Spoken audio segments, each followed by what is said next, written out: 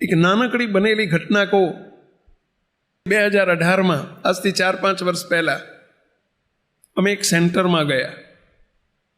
એક હરિભક્તે મને વાત કરી કે સ્વામી, મેં મકાન કર્યું છે, નવો બંગલો કર્યો છે, 2 વર્ષથી આપની રાહ જોઉં છું સ્વામી, સંતો આવી ગયા, પણ જો આપ આવ્યા છો ને પધારો તો બહુ સારું. બહુ આગ્રહ કર્યો એટલે અમે એમના ઘેર ગયા. ઘરમાં જઈને જોયું, મોટો આલિશાન બંગલો. મને રસ્તામાં ગાડી લઈને લેવા આવેલા એટલે કહ્યું કે સ્વામી, 2 વર્ષ થયા સ્વામી, 8 કરોડનો બંગલો થયો છે. સેન્ટર નાનું, મુંબઈ જેવા શહેરમાં 8 કરોડ કંઈ બહુ મોટી વસ્તુ નથી, પરંતુ નાના સેન્ટરમાં 8 કરોડનો બંગલો એટલે મોટો આલિશાન બંગલો. 8, 10, 15 બેડરૂમનો મોટો બંગલો બનાવેલો. સેવકે વિચાર કર્યો કે ભાઈ શું કરતા હશે, 8-10 કરોડનો બંગલો બનાવ્યો છે. ત્યાં ગયા, આરતી કરી, પછી પ્રશ્ન પૂછ્યો. મેં કીધું તમે ઘરમાં માણસ કેટલા? કે સ્વામી અમે 4 જણા, હું, મારી પત્ની અને મારો દીકરો અને દીકરી, અમે 4 જણા છીએ. આ ભાઈની ઉંમર હતી લગભગ 62-63 વર્ષની. મેં કીધું દીકરી તો સાસરે હશે તમારી? કે સ્વામી એને 36 વર્ષ થયા પણ એના લગ્ન નથી થયા. દીકરો 33 વર્ષનો થયો, એના લગ્ન નથી થયા. સ્વામી અમે ઘરમાં 4 જણા છીએ. મેં કે કેમ હજુ મોટા દીકરીઓ થયા, લગ્ન નથી થયા? કે સ્વામી બે મળતું નથી, ક્યાંય સેટ જ નથી થતું સ્વામી. પછી બંગલામાં પધરામણી કરી કે તમે 4 જણા, 14 રૂમ છે, આટલું બધું તોફો કેમ કર્યો? મને કે સ્વામી એક વખત પગલાં કરી લો, પછી બધી વાત કરું. બધાય ઠાકોરજીના પગલાં થયા. પછી એક રૂમમાં લઈ ગયા. મને કે સ્વામી આપણે એકલા બેસવું છે. આ બનેલી સત્ય ઘટના કહું છું. એકલા બેસીને એમણે અંદર સ્ટોપર વાંખી દીધી. ખૂબ રડ્યા. મને કે સ્વામી હું સત્સંગમાં 3 વર્ષથી આવ્યો છું. હું રિટાયર્ડ થયો, સરકારી નોકરી હતી મારી. સ્વામી 58 વર્ષે રિટાયર્ડ થયો. 2-3 વર્ષથી હું સત્સંગમાં આવતો થયો. સ્વામી બંગલો પણ 2-3 વર્ષ પહેલાં બન્યો. સ્વામી મારા જેવો દુઃખી કોઈ નહીં હોય. કે તમે આવડા મોટા બંગલામાં રહો છો ને દુઃખી? કે સ્વામી આ દૂધનો ઉભરો છે. કે આ એમના શબ્દો કહો, સ્વામી આ દૂધનો ઉભરો છે. દૂધનો ઉભરો, તપેલીમાં દૂધનો ઉભરો આવે ને ત્યારે આખી તપેલી ભરી જાય, પણ હોય તો 100-200 ગ્રામ દૂધ. સ્વામી આ દૂધના ઉભરા જેવું છે. પછી કહે છે સ્વામી હોજા ચડેલા આદમી જેવો છો. શું કહે છે? હોજા ચડેલા આદમી જેવો છો. જેમ કોઈ આદમીને સોજા ચડ્યા હોય ત્યાં લાગે આમ ફૂલેલો, ફર્સ્ટ ક્લાસ, તંદુરસ્ત, પણ એને પૂછો કેવી તંદુરસ્તી છે. સ્વામી બહારથી હું સુખી લાગુ છું, લોકો મને બહુ સુખી સમજે છે. સ્વામી લાફા મારીને લાલ ગાલ રાખું છું. સ્વામી હું બહુ દુઃખી છું. ખૂબ રડ્યા કે શું દુઃખ શું છે? કહેતા મને શરમ આવે છે એવું દુઃખ એમણે વ્યક્ત કર્યું. મને કે સ્વામી કોઈને કહેવાતું નથી, સહેવાતું નથી. સ્વામી મારી પત્ની, મારો દીકરો ને મારી દીકરી ત્રણેય ભેગા થઈને 2 જણ મને પકડી રાખે ને 1 જણ મને મારે છે. કે સ્વામી રોજ મને મારે છે. રોજ સ્વામી 2-4 દંડા રોજ મને મારે છે. 63 વર્ષના બાપ અને પોતાની દીકરો મારે. મને એમણે આમ શર્ટ ઊંચું કરીને બતાવ્યું. બોલો 16 પડી ગયેલા, આવડા હોળ પડી ગયેલા, લાલ ચોળ જેવા, અંદર લાકડીઓના પેલા દંડા મારેલા, એના 16 પડેલા બેડાવને. મને કે સ્વામી દીકરીનો માર ખાવો પડે, દીકરાનો માર ખાવો પડે, સ્વામી પત્ની મારે, સ્વામી ત્રણેય એક થઈ જાય ને મને મારે છે. સ્વામી આ દુઃખ કોને કેવું?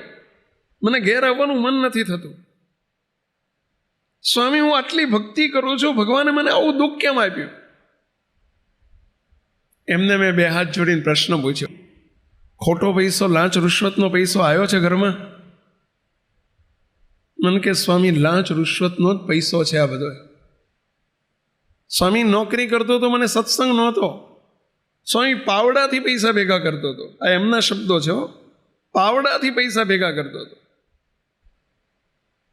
આ પૈસાનો બંગલો બનાવ્યો છે. મેં કીધું આ દુઃખ એનું છે, આસુરી દ્રવ્ય છે.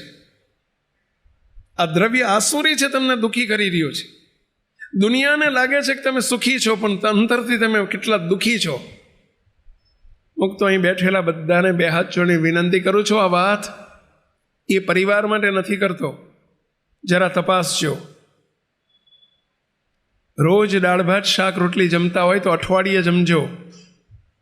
શાક રોટલી જમીન દિવસો કાઢવા હોય તો કાઢવા પડે તો કાઢજો, પરંતુ અધર્મનો પૈસો, ખોટું કરીને લીધેલો પૈસો, લાંચ રૂશ્વતથી મેળવેલો પૈસો, કોઈને છેતરીને, દગો કરીને, કપટ કરીને, પ્રપંચ કરીને, ચોરી કરીને આપણા ઘરમાં, પરિવારમાં એક પૈસો આવવા ન દેશો, એટલી હું આપને વિનંતી કરું છું. કારણ કે તમે રોતા રોતા અમારી પાસે આવો છો, તમે રોતા રોતા પાછળથી અમારી પાસે આવો છો, કાંઈ દુઃખી થાઓ છો ને અમને દુઃખી કરો છો. અમે તમારા માવતર છીએ, પહેલાં સંતો આપણા માવતર છે. તમારું દુઃખ અમે જોઈ શકતા નથી હોતા, અને એ પૈસો હેરાન કરી નાખે, આસુરી દ્રવ્ય પાયમાલ કરી નાખે. કાં તો પાછળની પ્રજા નાલાયક પાગે, છોકરા છોકરીઓ નાલાયક પાગે, કાં તો વ્યસનોમાં જાય. આસુરી દ્રવ્યના 5 દીકરા છે, જે 5માંથી એક પણ દીકરો ઘરમાં આવી જાય એટલે સમજી લેવાનું કે કોઈ રીતે આસુરી દ્રવ્ય આવી ગયું છે. તપાસ કરજો, તરત રેડ લાઇટ બતાવે છે, એલર્ટ બની જજો. કોઈ દ્વારા પૈસો આસુરી દ્રવ્ય આવી રહ્યું છે એટલે એને 5 દીકરાઓમાંથી કોઈક પણ દીકરાથી આવવાની શરૂઆત થઈ જશે. એક આસુરી દ્રવ્યનો પહેલો દીકરો કુસંપ. ઘરમાં કુસંપ વ્યાપે, ભાઈઓમાં, બાપ દીકરામાં, પતિ પત્નીમાં, કે અંદર ઘરની અંદર કુસંપ વ્યાપે, સમજો કે આસુરી દ્રવ્ય આવી રહ્યું છે કે આવી ગયું છે. ઘરની અંદર કુસંગ આવી જાય, કુસંગ આવે. કુસંગ એટલે સમજ્યા?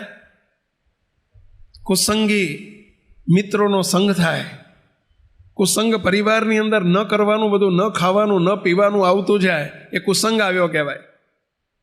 ઘરની અંદર વ્યસન આવે. જે પરિવારની અંદર ડ્રિંક્સ ન હોય, સિગરેટ ન હોય, ખોટા ડ્રગ્સ ન હોય, આપણા દીકરા દીકરીઓમાં કે પરિવારમાં આવવા માંડે, સમજો કે આસુરી દ્રવ્ય આવી ગયું છે. ચોથું, જે ઘરની અંદર વ્યભિચાર બેસે. ચોથો દીકરો છે વ્યભિચાર.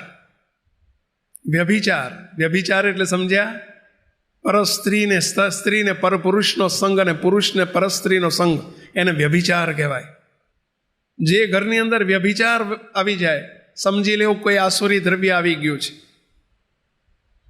અને છેલ્લું, જે ઘર અને જે પરિવારની અંદર ઉદ્વેગ અને અશાંતિ આવી જાય, મોટા રોગ આવીને ઉભા રહે, કોર્ટ કચેરીઓમાં જવું પડે, કોઈ ઢસડી જાય, અંદર અશાંતિ, ઉદ્વેગ ને અશાંતિ વર્તે, સમજો આસુરી દ્રવ્ય આવ્યો છે, પાયમાલ કરી નાખે. જરા તપાસજો. આપણે ભૂલમાં કોઈ દિવસ આ ન કરશો.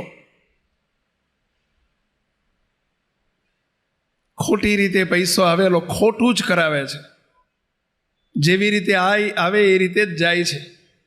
ભગવાનથી ડરતા રહેજો, દુનિયાથી નહીં, ભગવાનથી. બીજો આપણે કે ભગવાન બધું જુએ છે, કોઈ નથી જોતું એ વાત ભૂલી જજો. ભગવાન બધું જુએ છે. હમણાં જ